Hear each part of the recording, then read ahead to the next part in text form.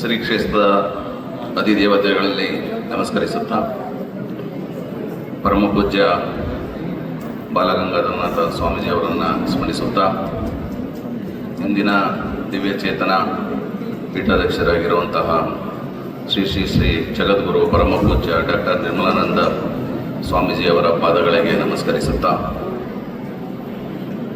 ಈ ಒಂದು ಕಾರ್ಯಕ್ರಮದಲ್ಲಿ ಇಷ್ಟು ಧೈರ್ಯವಾಗಿ ಇಂತಹ ಒಂದು ದಿವ್ಯ ಚೇತನದ ಮುಂದೆ ನಾವು ಮಾತಾಡ್ತಾ ಇದ್ದೀವಿ ಅಂತ ಹೇಳಬೇಕು ಅಂದರೆ ನಮಗೆಲ್ಲ ಹೆಮ್ಮೆ ಆಗುತ್ತೆ. ಇದಕ್ಕೆ ಮುಖ್ಯ ಕಾರಣ ಶ್ರೀಮಠ. 1994, 95, 96ರಲ್ಲಿ ನಮ್ಮ ನಂದೀಶ್ ರಂಗೇಗೌಡರು ಈಗ ಹೇಳಿದಂತೆ ಅವ್ರ ಜೊತೆಲೇ ನಾನು ಇಲ್ಲಿ ಹಾಸ್ಟೆಲಲ್ಲಿದ್ದೆ.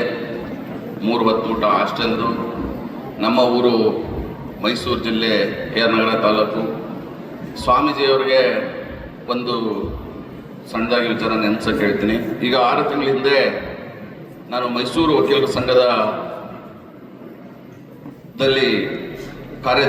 ಪ್ರಧಾನ ಕಾರ್ಯದರ್ಶಿಯಾಗಿ ಈಗ ಕಾರ್ಯನಿರ್ವಹಿಸ್ತಾ ಇದ್ದೀನಿ. ಆ ಸಂದರ್ಭದಲ್ಲಿ ನಮ್ಮ ಕಾರ್ಯಕ್ರಮಕ್ಕೆ ಸ್ವಾಮೀಜಿಯವ್ರನ್ನ ಬರಮಾಡ್ಕೊಂಡಿದ್ದು. ಆ ಸಮಯದಲ್ಲಿ ನನಗೆ ಒಂದು ಮಾತನಾಡುವ ಅವಕಾಶ ಸಿಕ್ಕಿದಾಗ ನಾನು ಮೊದಲನೆಗೆ ಹೇಳಿದ್ದು, ನಾನು ಆದಿಚುಂಚನಗಿರಿ ಕ್ಷೇತ್ರದ ಮಠದ ವಿದ್ಯಾರ್ಥಿ, ಮಠದ ಪ್ರಾಡಕ್ಟ್ ಅಂತ. ಅದನ್ನು ನಾವು ಎಲ್ಲೇ ಹೋದರೂ ಗರ್ವದಿಂದ, ಗತ್ತಿನಿಂದ ಹೇಳುವ ಹಾಗೆ ಮಾಡಿರುವುದು ಈ ಒಂದು ಸಂಸ್ಥೆ. ಏಕೆ ಅಂದರೆ ನಾವು ಇಷ್ಟು ಹೆಮ್ಮೆಲಿ ಹೇಳ್ತೀವಿ ಅಂದರೆ ಅದನ್ನು ಸ್ವಾಮೀಜಿಯವರು ಕೂಡ ಅವತ್ತು ಪ್ರಶಂಸೆ ಮಾಡಿದ್ರು. ನಮ್ಮ ಜೀವನವನ್ನು ರೂಪಿಸ್ಕೊಳ್ಳೋಕ್ಕೆ ಒಂದು ಅವಕಾಶ ಮಾಡಿಕೊಟ್ಟಂತಹ ಆ ಒಂದು 15-16ನೇ ವಯಸ್ಸಿನಲ್ಲಿ, 16-17ನೇ ವಯಸ್ಸಿನಲ್ಲಿ ನಾವು PUC ಕಲಿಯೋಕ್ಕೆ ಬಂದಂಥ ಸಂದರ್ಭದಲ್ಲಿ ಆ ವಯಸ್ಸು ಎಂಥದ್ದು ಅಂತ ಎಲ್ಲರಿಗೂ ತಿಳಿದಿರುತ್ತೆ. ಅಂತಹ ವಯಸ್ಸಿನಲ್ಲಿ ನಾವು ಬಂದಂಥ ಸಂದರ್ಭದಲ್ಲಿ ಇಲ್ಲಿ ನಮಗೆ 3 ಹೊತ್ತು ಊಟ ಹಾಕಿ, ವಿದ್ಯೆ ನೀಡಿ, ಬುದ್ಧಿ ಕಲಿಸಿ, ಪ್ರತಿದಿನ ಪ್ರಾರ್ಥನೆ ಮಾಡಿ ನಮ್ಮ ವ್ಯಕ್ತಿತ್ವವನ್ನು ರೂಪಿಸಿಕೊಳ್ಳುವುದಕ್ಕೆ ಬುನಾದಿ ಹಾಕಿಕೊಟ್ಟಿದ್ದೆ ಈ ನಮ್ಮ ಮಠ. ಇದನ್ನು ನಾನು ಎಲ್ಲಿ ಬೇಕಾದ್ರೂ ಗರ್ವದಿಂದ ಹೇಳ್ತೀನಿ. ಈ ಒಂದು ಮಠದಲ್ಲಿ ನಾವು ಎಲ್ಲ ಹೇಳಿದಂಗೆ ನಾನು ರೆಪ್ಯುಟೇಷನ್ ಮಾಡೋಕ್ಕಾಗಲ್ಲ. ಒಂದಂತೂ ಬರುತ್ತೆ, ಆತ್ಮಾಭಿಮಾನ, ಆತ್ಮವಿಶ್ವಾಸ. ಈ ಮಠದಲ್ಲಿ ಓದ್ದವರಿಗೆ ಆತ್ಮಾಭಿಮಾನ, ಆತ್ಮವಿಶ್ವಾಸ ಇದ್ದವರು ಎಲ್ಲೂ ಸೋಲೋದಿಲ್ಲ, ಎಲ್ಲ ಕಡೆ ಮುಂದೆ ಬರ್ತಾರೆ. ನನ್ನ ಪ್ರಕಾರ ನಮ್ಮ ಮಠ ಅಂತ ನಾನು ಶ್ರೀಮಠವನ್ನು ಸಂಬೋಧನೆ ಮಾಡ್ತೀನಿ.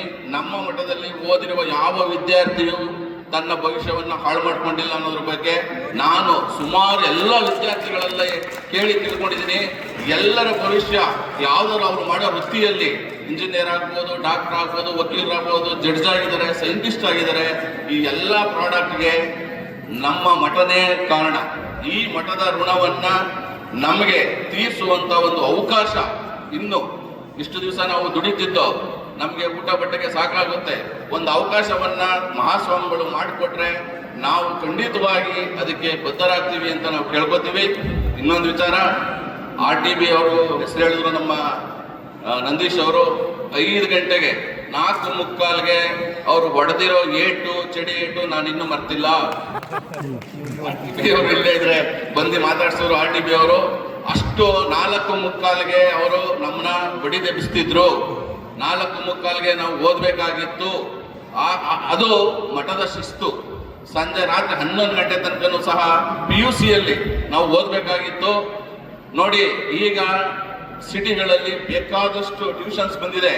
ಅವತ್ತು ನಮಗೆ ಇಲ್ಲಿ ಟ್ಯೂಷನ್ಸೇ ಇಲ್ಲ. PUC ಸೈನ್ಸ್ಗೆ RTB ಅವ್ರ ಸ್ಟಡಿ ಏಟು, ಕಾಂತರಾಜು ಅವ್ರ ಕೆಮಿಸ್ಟ್ರಿ, ನಮ್ಮ ವೆಂಕಟೇಶ್ ಅವ್ರ ಫಿಸಿಕ್ಸು, ವಿಜಯಲಕ್ಷ್ಮಿ ಮೇಡಮ್ ಅವರು, ಪ್ರಮೀಳಾ ಮೇಡಮ್ ಅವ್ರ ಕನ್ನಡ, ಇವರ ಕಲಿತು ನಾವು ವಿತೌಟ್ ಟ್ಯೂಷನ್ ಓದಿ ಒಬ್ಬೊಬ್ಬರು ಒಂದೇ ಹುದ್ದೆಲಿದ್ದು ಈ ಮಠದ ಹೆಸರು ಹೇಳಿ ನೆಮ್ಮದಿಯಾದ ಜೀವನವನ್ನು ಮಾಡುತ್ತಿದ್ದೇವೆ. ಈ ಒಂದು ಜೀವನಕ್ಕೆ ನಮಗೆ ಬುನಾದಿ ಹಾಕಿದಂಥ ಈ ಮಠವನ್ನು ಸ್ಮರಿಸುವ ಜವಾಬ್ದಾರಿ ಈ ಮಠದಲ್ಲಿ ಓದಿರುವ ಪ್ರತಿಯೊಬ್ಬ ವಿದ್ಯಾರ್ಥಿಯದ್ದು ಅಂತ ನಾನಾದರೂ ಭಾವಿಸ್ತೀನಿ. ಆ ಕಾರಣದಿಂದ ಮಹಾಚೇತನ ನಮ್ಮ ನಿರ್ಮಲಾನಂದ ಮಹಾಸ್ವಾಮಿಗಳು ಅವ್ರಿಗೆ ಇನ್ನೂ ಬೇಕಾದಷ್ಟು ಮಾಡೋದಿದೆ. ನೋಡಿ, ನಾವು ಅವಾಗಿದ್ದಾಗ ನಮ್ಮ ರಂಗೇಗೌಡರು ಹೇಳ್ದಂಗೆ ಈ ಜಾಗದಲ್ಲಿ ಏನಿರಲಿಲ್ಲ. ಅಲ್ಲಿ ಊಟದ ಹಾಲಿತ್ತು. ದೇವಸ್ಥಾನಕ್ಕೆ ನಾವು ಆರೆಯಲ್ಲಿ ಕುಳಿಯಟ್ಟು ಕೊಟ್ಟಿದ್ದೋ.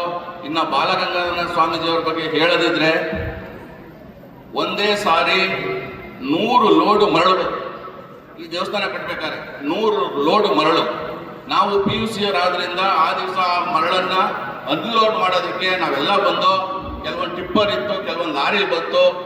ಆ ಬಾಲಗಂಗಾಧರ ಸ್ವಾಮಿಗಳು ಬೆಳಗಿನ ಜಾವ 4:15 ತನಕನೂ ಖುದ್ದು ನಿಂತು ಇಲ್ಲೇ ಕೆಲಸ ನೋಡ್ತಿದ್ರು. ಅಷ್ಟು ಶ್ರದ್ಧೆಯಿಂದ ಅವರು ದೇವಸ್ಥಾನ ಕಟ್ಟಿದ್ರು. ಆ ದೇವಸ್ಥಾನ ಅದ್ಭುತವಾಗಿದೆ. ಈಗ ಅವರ ಸ್ಮರಣ ಭವನ ಕಟ್ಟಿರೋದು ಇನ್ನೂ ಅದ್ಭುತವಾಗಿದೆ. ಇದಕ್ಕೆ ನಾವು ನಿರ್ಮಲಾನಂದ ಸ್ವಾಮೀಜಿ ಅವರಿಗೆ ಚಿರಋಣಿಯಾಗಿರೋಣ. ಮಠವನ್ನ ನಾವು ದಿನವೂ ನೆನೆಯೋಣ. ಇಲ್ಲಿ ಕಲ್ತಿರೋದ ನಾವು ಈಗ ನಾನು ವಕೀಲ ವೃತ್ತಿಲಿದ್ದೀನಿ, ನಮ್ಮ ಕಕ್ಷಿದಾರರಿಗೆ ಹೇಳ್ತೀವಿ, ಬೇರೆ ಶಿಕ್ಷಕರು ನಿಮ್ಮ ವಿದ್ಯಾರ್ಥಿಗಳಿಗೆ ಹೇಳಿ ಈ ಮಠದ ಶ್ರದ್ಧೆ ಭಕ್ತಿಯನ್ನ ಸಾರಿ ಅಂತ ಹೇಳ್ತಾ ನನ್ನನ್ನು ಇಲ್ಲಿ ಕರೆಸಿ 2 ಮಾತನಾಡಲು ಅವಕಾಶ ಕೊಂಡಂತ ತಮ್ಮೆಲ್ಲರಿಗೂ ಗುರು ವೃಂದದವರಿಗೂ ವಂದಿಸುತ್ತಾ ನನ್ನ 2 ಮಾತನ್ನ ಮುಗಿಸ್ತೇನೆ.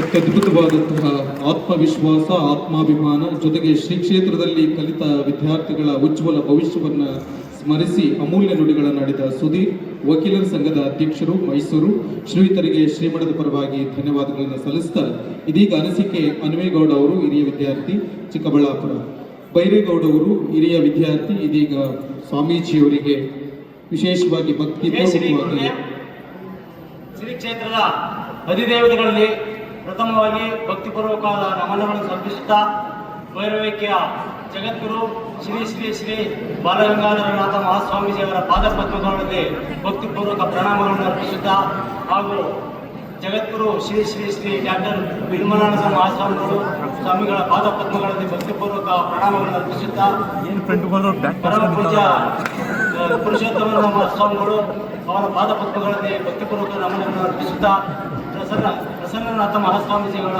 ಪಾದಪದ್ಮಗಳಲ್ಲಿ ಭಕ್ತಿಪೂರ್ವಕವಾದ ನಮನಗಳನ್ನು ಅರ್ಪಿಸುತ್ತಾ, ಹಾಗೂ ನನ್ನ ರೀತಿ ಚೈತನ್ಯನಾಥ ಮಹಾಸ್ವಾಮೀಜಿಗಳ ಪಾದಪದ್ಮಗಳಲ್ಲಿ ನನ್ನ ಭಕ್ತಿಪೂರ್ವಕ ನಮನಗಳನ್ನು ಸಲ್ಲಿಸುತ್ತಾ, ನಾನು 94-95 ಇಸ್ವಿಯಲ್ಲಿ ಕ್ಷೇತ್ರದಲ್ಲಿ ಅಭ್ಯರ್ಥಿಯಾಗಿ ವ್ಯಾಸಂಗ ಮಾಡಿ ವಿದ್ಯಾಭ್ಯಾಸವನ್ನು ವ್ಯಾಸಂಗ ಮಾಡಿದ್ದು. ಇವರೇ ನನ್ನ ಬ್ಯಾಚಲ್ಲಿ ಎಲ್ಲರೂ ಕೇಳೋದು ಒಬ್ಬನೇ ಡಾನ್, ಇನ್ನು ಯಾರನ್ನೂ ಕೇಳೋದಿಲ್ಲ.